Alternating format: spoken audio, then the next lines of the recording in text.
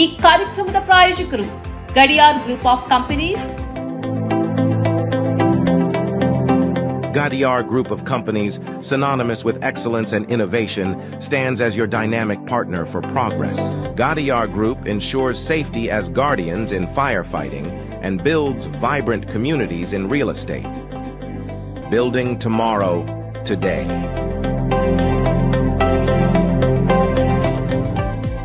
ವೀಕ್ಷಕರೇ, ಸನ್ಮಾರ್ಗ ಸುದ್ದಿ ಸಂಚಯಕ್ಕೆ ಸ್ವಾಗತ. ನಾನು ಸಮೀನಾ ಫಹಾದ್.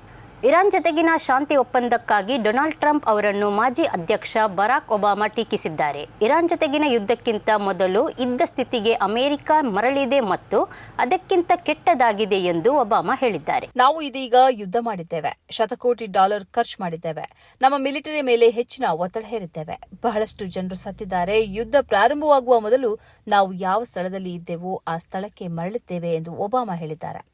ನಾನು ಅಧ್ಯಕ್ಷನಾಗಿದ್ದ ಅವಧಿಯಲ್ಲಿ ಮಾಡಿಕೊಂಡ ಪರಮಾಣು ಒಪ್ಪಂದದ ಅಡಿಯಲ್ಲಿ ಇರಾನ್ ಪರಮಾಣು ಶಸ್ತ್ರಾಸ್ತ್ರಗಳನ್ನು ಅಭಿವೃದ್ಧಿಪಡಿಸದೇ ಇರಲು ಒಪ್ಪಿಕೊಂಡಿತ್ತು. ಆದರೆ ಈ ಆಡಳಿತ ನನ್ನ ಒಪ್ಪಂದದಿಂದಲೂ ಹಿಂದೆ ಸರಿದಿದೆ. ಇದು ಇರಾನ್ ಹೆಚ್ಚಿನ ಪರಮಾಣು ಸಾಮರ್ಥ್ಯಗಳನ್ನು ಅಭಿವೃದ್ಧಿಪಡಿಸಲು ಕಾರಣವಾಗಲಿದೆ ಎಂದು ಒಬಾಮಾ ಗಮನ ಸೆಳೆದಿದ್ದಾರೆ.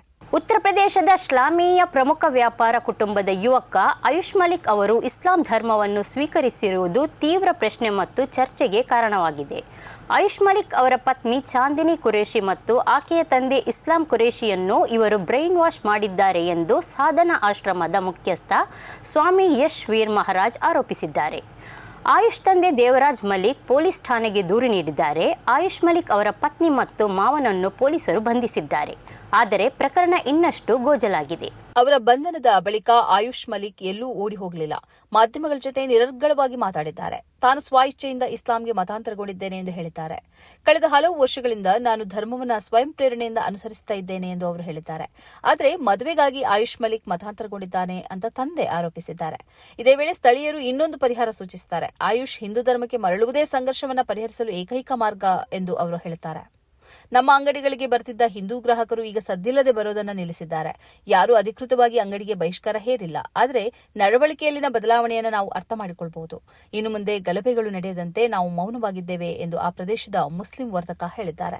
ರಸ್ತೆ ನಿಯಮಗಳು ಪೊಲೀಸರಿಗೂ ನಾಗರಿಕರಿಗೂ ಸಮಾನ. ಇದನ್ನು ಹೇಳಿದ ಕಾರಣಕ್ಕೆ ಉತ್ತರ ಪ್ರದೇಶದ ಪ್ರಯಾಗ್ರಾಜ್ನ ಯುವಕನೋರ್ವ ದಂಡ ತೆರಬೇಕಾದ ಪರಿಸ್ಥಿತಿ ಉದ್ಭವಿಸಿದೆ. ಹೆಲ್ಮೆಟ್ ಇಲ್ಲದೆ ಬೈಕ್ ಓಡಿಸುತ್ತಿದ್ದ ಸಬ್ ಇನ್ಸ್ಪೆಕ್ಟರ್ ಅವರ ಜೊತೆ ಬಹಿರಂಗವಾಗಿ ಯುವಕ ಮಾತನಾಡಿರುವ ವಿಡಿಯೋ ಸೋಷಿಯಲ್ ಮೀಡಿಯಾದಲ್ಲಿ ಹರಿದಾಡುತ್ತಿದೆ. ಆದರೆ ತಪ್ಪನ್ನು ತಿದ್ದಿಕೊಳ್ಳುವ ಬದಲು ಈ ಪೊಲೀಸ್ ಸಬ್ ಇನ್ಸ್ಪೆಕ್ಟರ್ ಯುವಕನ ಮೇಲೆ ಪ್ರಕರಣ ದಾಖಲಿಸಿ 6,000 ರೂಪಾಯಿ ದಂಡ ಕಟ್ಟುವಂತೆ ಮಾಡಿದ್ದಾರೆ. ಇದರ ವಿರುದ್ಧ ಸೋಷಿಯಲ್ ಮೀಡಿಯಾದಲ್ಲಿ ತೀವ್ರ ಆಕ್ರೋಶ ವ್ಯಕ್ತವಾಗಿದೆ. ಟ್ರಾಫಿಕ್ ನಿಯಮ ಉಲ್ಲಂಘನೆಯ 2 ಪ್ರಕರಣಗಳನ್ನು ಈ ಯುವಕನ ಮೇಲೆ ಈ ಸಬ್ ಇನ್ಸ್ಪೆಕ್ಟರ್ ದಾಖಲಿಸಿದ್ದಾರೆ. ವಾಹನದ ನಂಬರ್ ಪ್ಲೇಟ್ ಸ್ಪಷ್ಟವಾಗಿ ನಿಯಮವನ್ನು ಪಾಲಿಸಿಲ್ಲ ಎಂದು ಹೇಳಿ ಯುವಕನ ಮೇಲೆ 5,000 ರೂಪಾಯಿ ದಂಡವನ್ನು ವಿಧಿಸಿದ್ದಾರೆ. ಹೆಲ್ಮೆಟ್ ಧರಿಸದೇ ಇರುವುದಕ್ಕೆ 1,000 ರೂಪಾಯಿ ಸೇರಿ 6,000 ದಂಡ ಕಟ್ಟುವಂತೆ ಆದೇಶಿಸಿದ್ದಾರೆ. ಹೀಗೆ ದಂಡ ಕಟ್ಟಿದ ಬಳಿಕ ಇದೇ ಸಬ್ ಇನ್ಸ್ಪೆಕ್ಟರ್ ಹೆಲ್ಮೆಟ್ ಇಲ್ಲದೆ ಅಲ್ಲಿಂದ ಬೈಕ್ನಲ್ಲಿ ಹೊರಟು ಹೋಗಿದ್ದಾರೆ. ನಿಮ್ಮ ಹೆಲ್ಮೆಟ್ ಎಲ್ಲಿ ಎಂದು ದಂಡ ಕಟ್ಟಿದ ಯುವಕ ಸಬ್ ಇನ್ಸ್ಪೆಕ್ಟರ್ ಅಲ್ಲಿ ಪ್ರಶ್ನಿಸುತ್ತಾನೆ. ಆದರೆ ನನ್ನ ಹೆಲ್ಮೆಟ್ ಕಳೆದು ಹೋಗಿದೆ ಎಂದು ಸಬ್ ಇನ್ಸ್ಪೆಕ್ಟರ್ ಉತ್ತರಿಸುತ್ತಾರೆ. ಆದರೆ ಟ್ರಾಫಿಕ್ ನಿಯಮ ನನಗೂ ನಿಮಗೂ ಇಬ್ಬರಿಗೂ ಸಮಾನ ಅಲ್ವೇ ಎಂದು ಯುವಕ ಪ್ರಶ್ನಿಸುತ್ತಾನೆ. ಬಳಿಕ ಇಬ್ಬರ ನಡುವೆ ವಾಗ್ವಾದ ಉಂಟಾಗುತ್ತದೆ. ಯುವಕ ಈ ದೃಶ್ಯವನ್ನು ಸೆರೆ ಹಿಡಿತಾನೆ. ಈ ಸಂದರ್ಭದಲ್ಲಿ ಅವರು ಯುವಕನಿಂದ ಮೊಬೈಲ್ ಫೋನ್ ಕಸಿದುಕೊಳ್ಳಲು ಯತ್ನಿಸುತ್ತಾರೆ.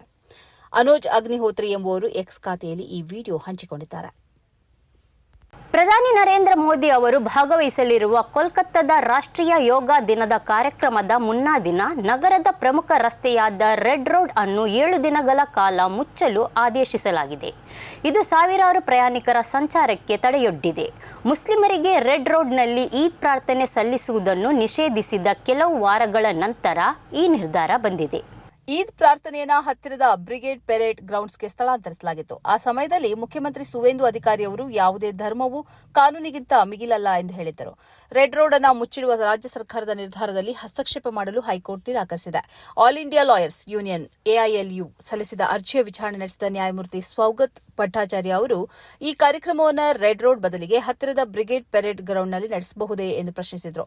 ಬ್ರಿಗೇಡ್ ಪೆರೇಡ್ ಗ್ರೌಂಡ್ನಲ್ಲಿ ನಡೆಸಿದ್ದರೆ ಇದರ ಪ್ರಾಮುಖ್ಯತೆ ಕಡಿಮೆ ಆಗುತ್ತಿತ್ತೆ, ನಿವಾಸಿಗಳಿಗೆ ರಸ್ತೆಯನ್ನು ಬಳಸಲು ಸಿಗುತ್ತಿತ್ತು ಎಂದು ನ್ಯಾಯಾಲಯ ಹೇಳಿತು. ತೃಣಮೂಲ ಕಾಂಗ್ರೆಸ್ TMC ಸಂಸದ ಮಹುವಾ ಮೈತ್ರಾ ಈ ನಿರ್ಧಾರವನ್ನು ಟೀಕಿಸಿದ್ದಾರೆ. ರೆಡ್ ರೋಡ್ನಲ್ಲಿ ಈದ್ ಪ್ರಾರ್ಥನೆಯನ್ನು 1 ದಿನ 1 ಗಂಟೆಯೂ ನಡೆಸಲು ಸಾಧ್ಯವಾಗಲಿಲ್ಲ. ಆದರೆ ಅದೇ ರೆಡ್ ರೋಡ್ ಅನ್ನು ಯೋಗ ದಿನಕ್ಕಾಗಿ 1 ವಾರದ ಕಾಲ ಸಂಚಾರಕ್ಕೆ ಮುಚ್ಚಲಾಗಿದೆ ಎಂದು ಅವರು ಟೀಕಿಸಿದ್ದಾರೆ.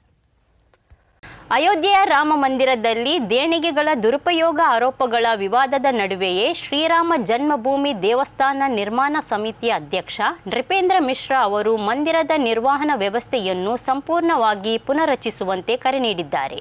ಇಂಡಿಯಾ ಟುಡೇ ಟಿವಿ ಸುದ್ದಿವಾಹಿನಿಗೆ ನೀಡಿದ ವಿಶೇಷ ಸಂದರ್ಶನದಲ್ಲಿ ಮಿಶ್ರಾ ಈ ಅಕ್ರಮಗಳ ಆರೋಪಗಳು ಭಕ್ತರ ನಂಬಿಕೆಗೆ ಹೊಡೆತ ನೀಡಿರುವುದು ಮಾತ್ರವಲ್ಲ, ಮಂದಿರದ ಆಡಳಿತಾತ್ಮಕ ಚೌಕಟ್ಟಿನಲ್ಲಿರುವ ದೌರ್ಬಲ್ಯಗಳ ಕುರಿತು ಎಚ್ಚರಿಕೆಯೂ ಆಗಿದೆ ಎಂದಿದ್ದಾರೆ. ಮಂದಿರದ ದೇಣಿಗೆಗಳ ಲೆಕ್ಕಾಚಾರದಲ್ಲಿ ವ್ಯತ್ಯಾಸಗಳಾಗಿದೆ ಎಂಬ ಆರೋಪಗಳು ಕೇಳಿಬಂದ ನಂತರ ವಿವಾದ ಭುಗಿಲೆದಿದೆ. ಸುಮಾರು 7 ಕೋಟಿ ರೂಪಾಯಿಗೂ ಹೆಚ್ಚಿನ ಹಣದ ದುರುಪಯೋಗವಾಗಿದೆ ಎಂದು ಆರೋಪಿಸಲಾಗಿದೆ. ಈ ಆರೋಪಗಳು ರಾಜಕೀಯ ಬಿರುಗಾಳಿಯನ್ನೇ ಸೃಷ್ಟಿಸಿದ್ದು, ಮಂದಿರದ ನೌಕರನೊಬ್ಬನ ಮನೆಯಿಂದ ನಗದು ಹಣವನ್ನು ವಶಪಡಿಸಿಕೊಳ್ಳಲಾಗಿದೆ.